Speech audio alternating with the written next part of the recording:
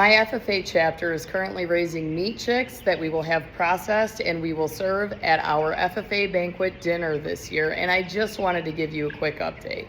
So this is my agricultural educational facility that our school covered with a capital project last year. We moved in just about a year ago.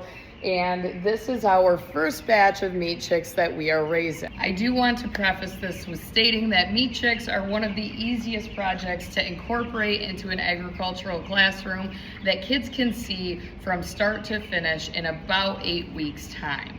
I do this at home on my farm, and I had ordered my farm's chicks in mid-January, and then it occurred to me that I had not ordered my FFA's chicks that we had planned on raising. So I may have impulse purchased them and had them delivered at the end of March. I ordered 40 and 42 got shipped to me. We ordered them from Myers Poultry out of Pennsylvania, and we have now been raising them for about 4 weeks. So we do still have heat plates available to them. However, many of them are so large that they don't really need supplemental heat anymore. The wonderful animal care and management class that is taught by another ag teacher has been doing the daily care for them.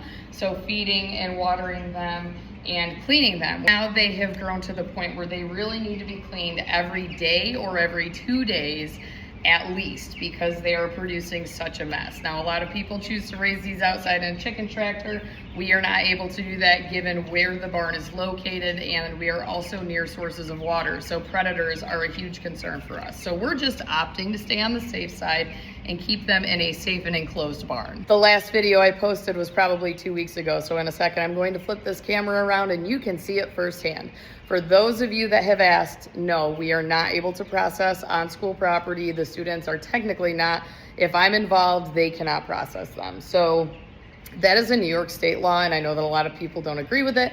I like my teaching license and I don't really want to lose it. So I'm going to err on the side of caution and figure out a way to get them processed. This is what they currently look like. So we have a wide range of varying sizes here, and I have noticed that with batches that I start in late March or early April, we get such a variety of sizes, even though they're all raised exactly the same.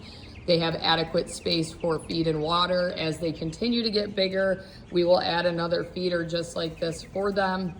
But you can see the drastic differences. These birds hatched out on March 31st, and we had them shipped to us via USPS, and we received them within 24 hours. They were all healthy, and the extra ones that they sent also survived. Over the last few weeks, we have lost a couple. I think 2 of them were just failure to thrive. They just didn't grow, which again can also occur in meat chicks. If you've ever raised them, you know. These birds are currently receiving a 20% chick starter crumb, and we do feed that from start to finish. I still do need to schedule their processing date, and most processors really don't want to split the birds unless it's an astronomical cost. So even if I can find somebody that's willing to process them, give them back to us whole, and then I can make a class project of splitting them up into quarters and having them prepared for the caterer to prepare for the banquet. This is the first year that we're actually doing this, so I'm pretty excited. I think the kids are excited. They also actually get to see this growing process, because in the past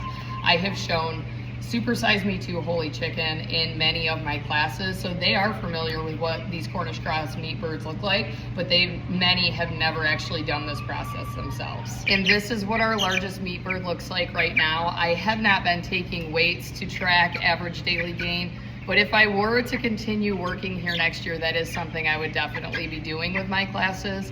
However, I'm transitioning at the end of this year to a different school. And this bird has apparently lost the will to live, because while I've been standing here, it decided it was going to flop over on its back and was unable to upright itself. So I just saved its little life. And these birds will not reach the point of maturity where they will crow, but you can clearly see that this one is a rooster. So his comb is big, it's red, it's very glaring. So that's it.